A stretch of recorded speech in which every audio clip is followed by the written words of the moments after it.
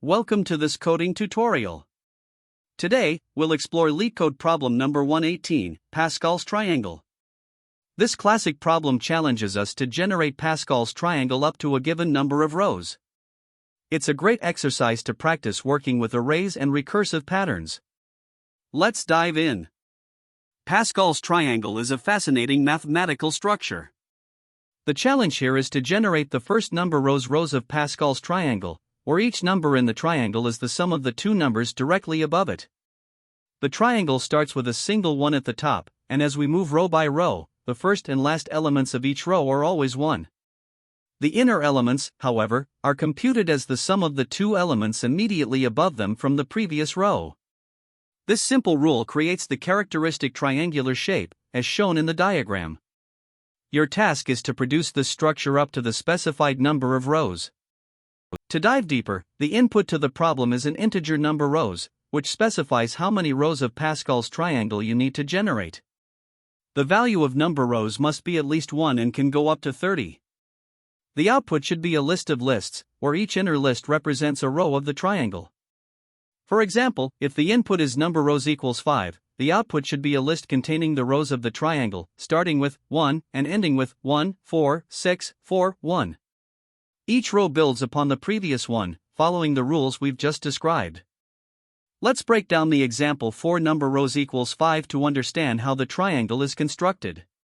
The first row is just 1, which is the base case. The second row, 1, 1, has 1 as its first and last elements.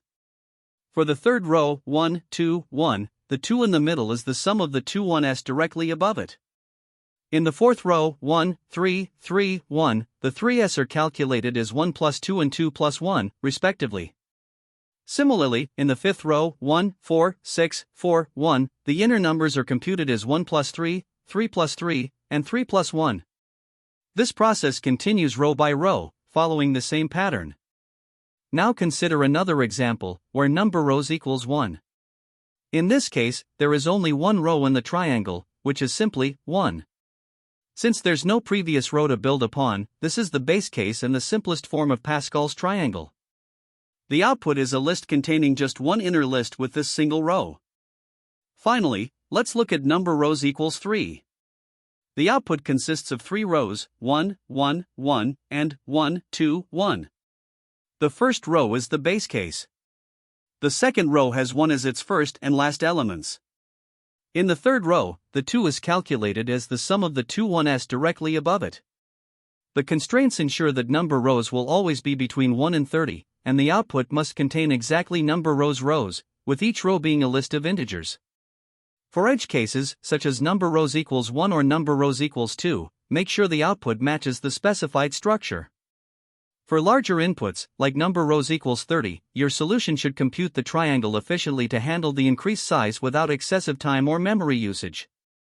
To solve Pascal's triangle, we need to generate the first number rows of the triangle, where each number in a row is the sum of the two numbers directly above it in the previous row. One approach we considered is the brute force method. This approach mirrors the triangle's construction by generating it row by row. For each row, we iterate through the previous row to compute the elements. Specifically, every element at index j is calculated as the sum of the two elements at indices j1 and j in the previous row. Additionally, each row always begins and ends with 1. This method is straightforward and adheres to the rules of Pascal's triangle.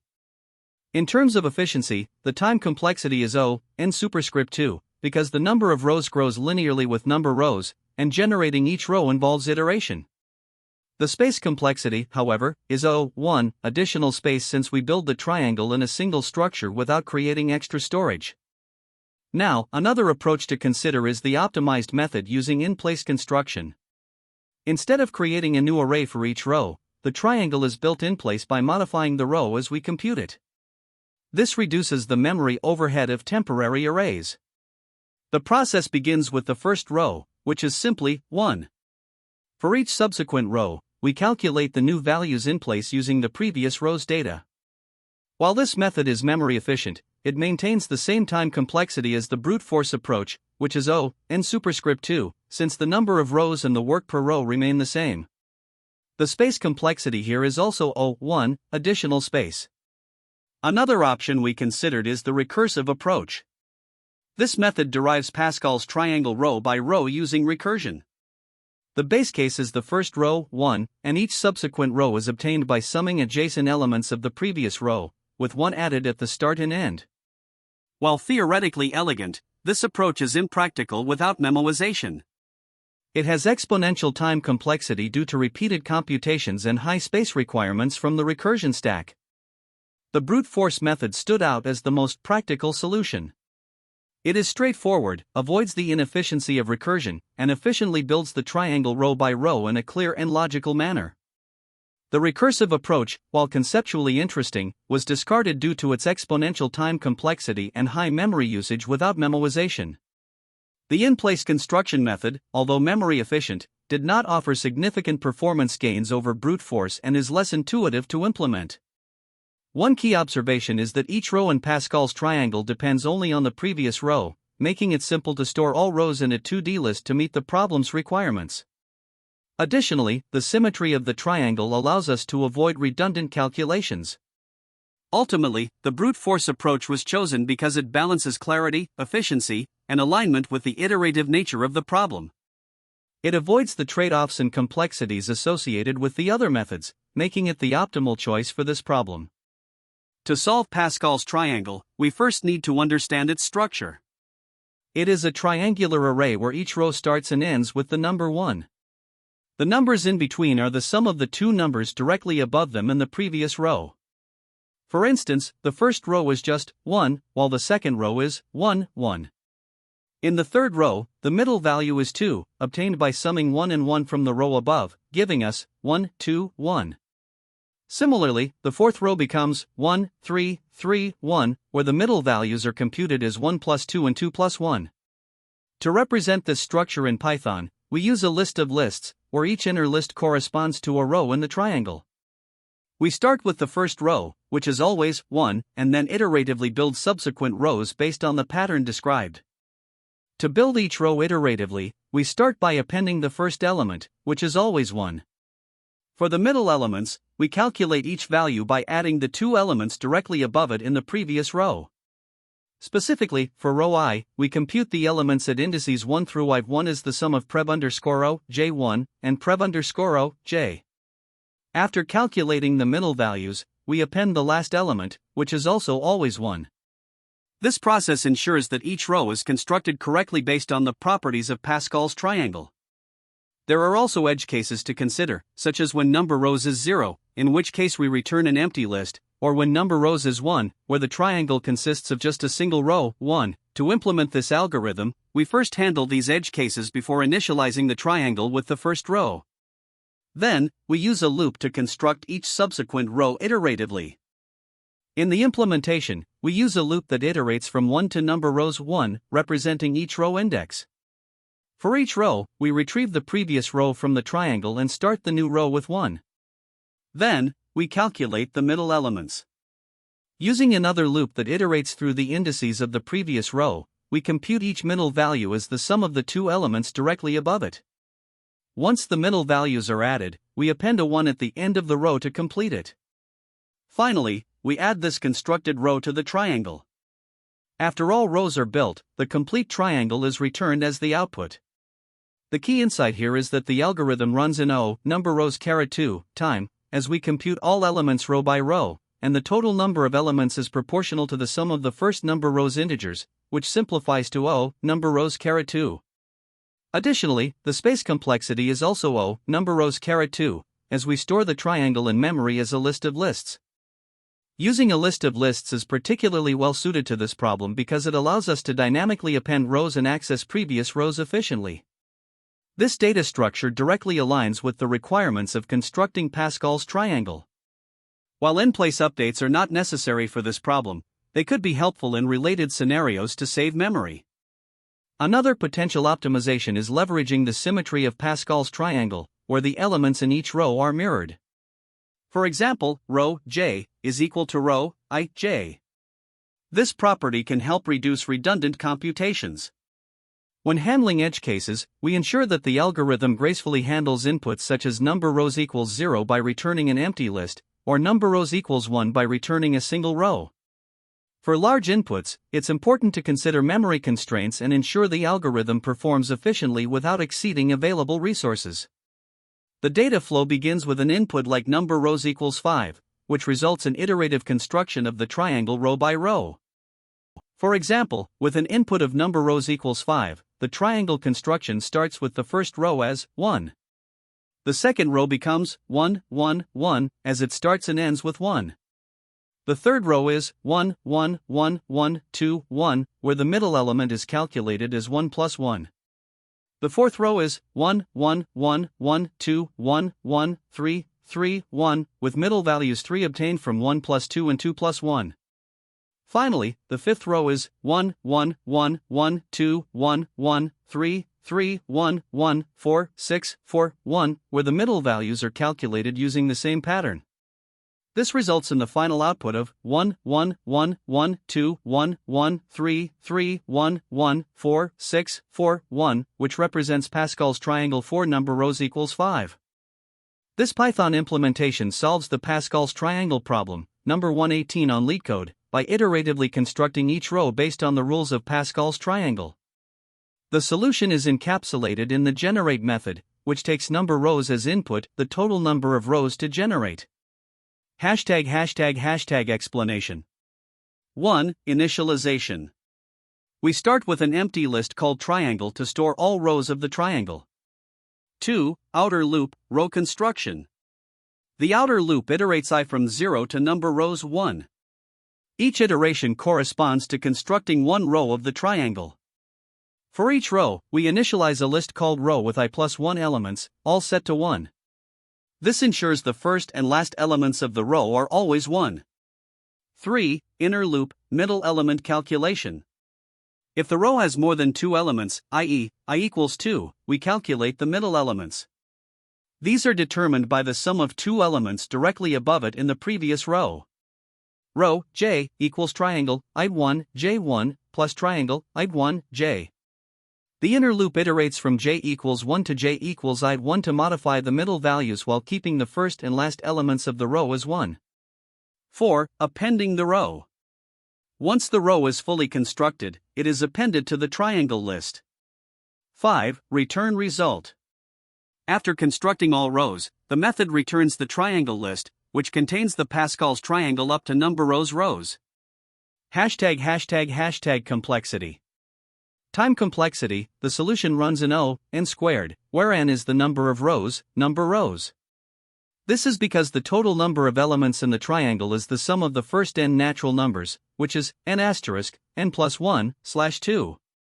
Space complexity, the solution uses O, n squared, space to store the triangle. Example. For number rows equals 5, the function constructs the following triangle. Row 0, 1. Row 1, 1, 1. Row 2, 1, 2, 1. Row 3, 1, 3, 3, 1. Row 4, 1, 4, 6, 4, 1. The method returns 1, 1, 1, 1, 2, 1, 1, 3, 3, 1, 1, 4, 6, 4, 1. This is the Java implementation of LeetCode problem number 118, Pascal's triangle. The logic mirrors the Python solution, adapting for Java's syntax and collections. The code uses a nested list structure, list integer, to represent the triangle. Each row is initialized with ones, and the middle values are calculated by referencing the previous row. Java-specific features, such as ArrayList and collections.nCopies, are used to simplify row initialization. The solution follows standard Java conventions for clarity and correctness. To solve the problem of generating Pascal's triangle, let's start with the simplest example where number rows is 1. Here, our first step is to initialize an empty list called triangle. Next, we enter the outer loop with I equals 0, indicating that we are generating the first row. For this row, we create a new list containing 1 repeated I plus 1 times, which results in row equals 1. Since I equals 0, there are no middle elements to calculate, so we skip the inner loop entirely and directly append the row 1 to the triangle. At the end of this process, the triangle contains a single row, 1, which we return as the final output. Visually, the triangle at this point has just one row, 1. Now, let's look at the case where number rows is 4. We begin by initializing the triangle list as an empty list. For the first row, I equals 0, we create a single element row, row equals 1, and append it to the triangle, resulting in 1. For the second row, I equals 1, we create a row with 1 repeated twice, row equals 1, 1. Since there are no middle elements to calculate, we directly append the row to the triangle, giving us 1, 1, 1. For the third row, I equals 2, we start with row equals 1, 1, 1. Here, we calculate the middle element using the values from the previous row. Specifically, row 1 is updated to 1 plus 1, resulting in row equals 1, 2, 1. This updated row is then appended to the triangle, which now becomes 1, 1, 1, 1, 2, 1. Similarly, for the fourth row, I equals 3, we start with row equals 1, 1, 1, 1. The first middle value is calculated as 1 plus 2, updating row 1 to 3, giving us row equals 1, 3, 1, 1. The second middle value is calculated as 2 plus 1, updating row 2 to 3, resulting in row equals 1, 3, 3, 1. After calculating all the values for the fourth row, we append the row 1, 3, 3, 1 to the triangle, which now contains 1, 1, 1, 1, 2, 1, 1, 3, 3, 1. This completes the generation of Pascal's triangle 4 number rows equals 4. The final output is the triangle, which we return as 1, 1, 1, 1, 2, 1, 1, 3, 3, 1.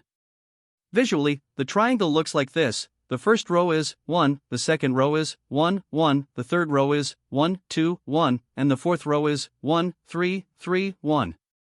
Now, we move on to the next example, where number rows is 5. We begin by initializing the triangle list as an empty list and repeat the process for rows 1 through 4, which are generated in the same way as we just discussed. This gives us the rows 1, 1, 1, 1, 2, 1, and 1, 3, 3, 1.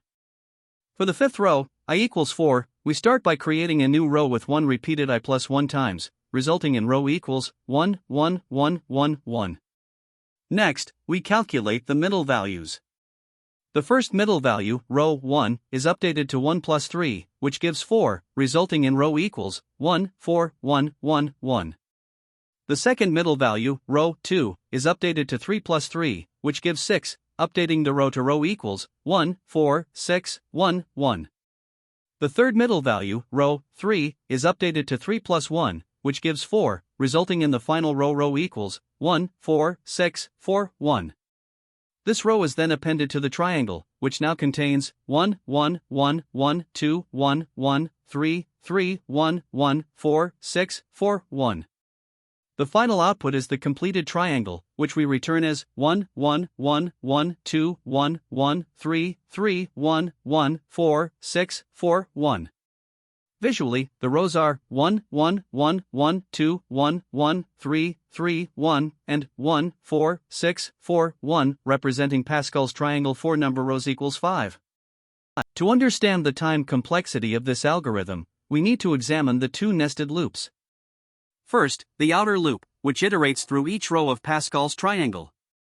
This loop runs exactly number rows times, as it progresses from I equals 0 to I equals number rows 1. Within this loop, we have the inner loop, which is responsible for calculating the middle values of each row. For any given row I, the inner loop performs I1 iterations, starting from j equals 1 to j equals I1. For instance, in the first row, no middle values exist, so the inner loop performs 0 operations. In the second row, it executes 1 operation, in the third row, 2 operations, and so on. Summing up these operations across all rows gives us 1 plus 2 plus 3 plus number rows 1, which is the sum of the first number rows 1 integers.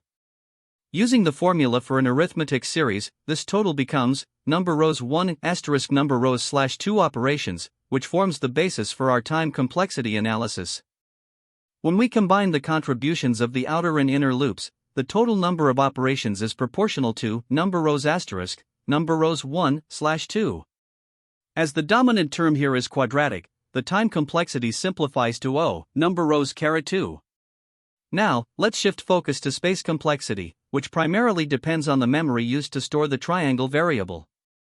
This variable holds all the rows of Pascal's triangle. The first row has one element, the second row has two elements, the third row has three elements, and so on, up to number rows elements in the final row. When we sum these, the total becomes 1 plus 2 plus 3 plus number rows. Using the arithmetic series formula again, this sum evaluates to number rows asterisk, number rows plus 1, slash 2, which simplifies to O, number rows caret 2. Additionally, the algorithm uses a temporary row list during each iteration. This list requires a maximum of number rows elements in memory during the last iteration. Since no other significant data structures are used, the auxiliary space is O, number rows. In total, the space complexity is dominated by the storage required for the triangle variable, which is O, number rows caret 2. Comparing this approach to a brute force method, where each value in Pascal's triangle is recalculated independently without storing previous rows, we find that both methods require O, number rows caret 2, time because every value needs to be computed. However, the brute force approach has a lower space complexity of O, number rows, as it only stores the current and previous rows. The trade-off here is between time and space efficiency. The brute force method sacrifices time efficiency for reduced memory usage. Finally, it's important to note that the time and space complexities remain consistent in all cases: best, average, and worst, since the algorithm always generates exactly number rows. Ultimately, the provided solution is optimal for generating Pascal's triangle. Its O, number rows caret 2, time and space complexities align with the requirements of the problem, striking an effective balance between clarity, efficiency, and memory usage. When working with Pascal's triangle, there are several common mistakes to watch out for. One frequent issue is incorrect index access when referencing the previous row. For example, trying to access row -1 or row len row will lead to runtime errors since these indices are out of bounds. To avoid this, you can either include explicit checks to ensure your indices stay valid or pad the row with zeros on both ends to simplify your calculations. Another mistake is mutating the row while iterating over it. For instance, appending elements directly to the list as you traverse it can lead to unexpected behavior because the size of the list is changing mid-iteration. A better approach is to construct the new row in a separate list and append it once the iteration is complete. Finally, using inefficient nested loops is another pitfall. Some solutions reconstruct all rows repeatedly from scratch, which unnecessarily increases the time complexity to O, in superscript 3. Instead, build each row using only the previous one, which reduces the time complexity to O, n, per row and ensures you're working efficiently. Another common issue arises with base cases, such as when number rows is 0 or 1. These edge cases can cause index errors or lead to incorrect outputs if not handled properly. The solution here is to explicitly define the output for these special cases, ensuring your code can handle them gracefully. Memory usage is another concern, especially when storing all rows of Pascal's triangle even if only the last row is needed. This approach wastes memory, particularly for large values of number rows. To address this, consider optimizing by using in-place updates or maintaining only the rows you actually need. This ensures that your solution is both memory efficient and scalable for larger inputs. Pascal's triangle is a great problem for interviews because it demonstrates key concepts like dynamic programming, iterative array construction, and recognizing mathematical patterns. A critical insight is that each row can be derived directly from the previous one without recomputing the entire triangle. Interviewers might challenge you to optimize further, such as generating only a specific row, like row k, or reducing space usage to O, k. Always clarify edge cases, such as whether number rows can be 0 or extremely large, like 10,000, and be ready to discuss the trade-offs between time and space complexity. For example, generating all rows up to number rows typically requires O, n superscript 2, time and space, but generating only the current row can reduce space to O, n. Additionally, related problems like Pascal's triangle 2 plus 1 and the minimum path sum in a triangle offer opportunities to practice similar patterns, such as iterative construction and optimization. Understanding these connections can help you better adapt your approach during interviews. There are also alternative approaches to solving Pascal's triangle. A recursive approach, for instance, calculates each row based on the previous one by making recursive calls. While this method leads to simpler code, it introduces inefficiencies due to repeated computations and stack overhead, making it unsuitable for large values of number rows. The preferred approach is iterative, where you generate each row step by step using the previous row and append new elements based on the sum of adjacent elements. This method is both time and space efficient when constructing all rows.